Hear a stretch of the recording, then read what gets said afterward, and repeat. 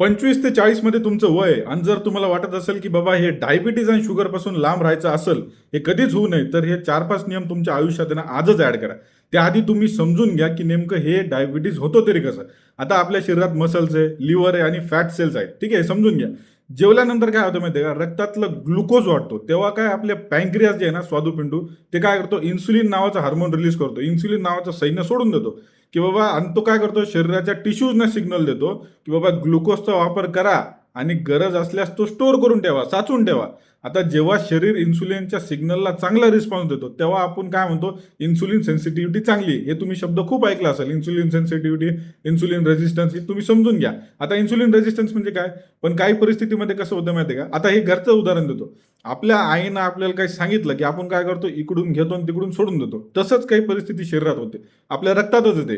Tissue इन्सुलिनच्या सिग्नलला कमी response देतो, म्हणून समान मेटाबॉलिक इफेक्ट मिळवण्यासाठी शरीराला जास्त इन्सुलिनची गरज पडू शकते. यालाच म्हणतात इन्सुलिन रेजिस्टन्स.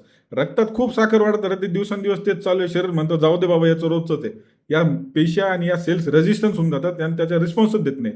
सुरुवातीला पँक्रियास जास्त इन्सुलिन तयार करून ब्लड शुगर नॉर्मल ठेवू शकतो, पण हे कंपन्सेशन पुरेसं राहिलं नाही तर इन्सुलिन रेजिस्टन्स होतो, नंतर प्री डायबिटीज होतो आणि मग डायबिटीज होऊ शकतो. आलं लक्षात. आता काय नियम याच्यासाठी फॉलो केले पाहिजे तुम्ही समजून घ्या. पहिलं म्हणजे काय, हेल्दी वेट, तुमचं वजन नियंत्रित असलं पाहिजे, पोट बाहेर आलंच नाही पाहिजे.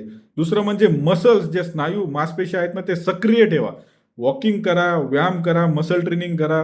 तिसरं म्हणजे काय, ताट बॅलन्स पाहिजे. तुमच्या ताटात योग्य प्रमाणात प्रोटीन, कार्बोहायड्रेट, फॅट याचं समतोल आहार पाहिजे. चौथं म्हणजे काय, दिवसभरात बसून राहू नका. सकाळी 1 तास जिम केली आणि दिवसभर घरात झोपले, चालणार नाही. रिस्क फॅक्टर असतील तर स्क्रीनिंग करा. फॅमिली हिस्ट्री घरात कोणाला आहे, तुमचं वजन खूप जास्त आहे किंवा इतर रिस्क फॅक्टर असतील तर डॉक्टरांच्या सल्ल्यानं आधी स्क्रीनिंग करून घ्या. आता ज्यांना डायबिटीज आधीच झालाय त्यांनी काय करायचं, घाबरायचं नाही, बिलकुल घाबरायचं नाही आणि दुर्लक्ष करायचं नाही. मेडिसिन्स नियमित घ्यायचे, स्वतःहून औषधं बंद करायचे नाही. डाएट आणि फिजिकल ऍक्टिव्हिटी मेंटेन ठेवा. व्यायाम करा, सकाळी फिरायला जा, मसल ट्रेनिंग करा, वेट मॅनेजमेंट करा, तुमची HbA1c ची प्रोफाईल चेक करत राहा. ठीक आहे. बीपी, कोलेस्ट्रॉल, किडनी, डोळ्याच्या तपासणी आणि पाया किंवा काही त्रास होत असेल तर डॉक्टरांचा सल्ला घ्या. आजचा छोटा बदल उद्याचा मोठा आजार टाळू शकतो, हे तुम्ही समजून घ्या. काळजी घ्या आणि फॉलो करा, कारण आरोग्याबद्दल गोड बोलत नाही तर खरं बोलतो. धन्यवाद.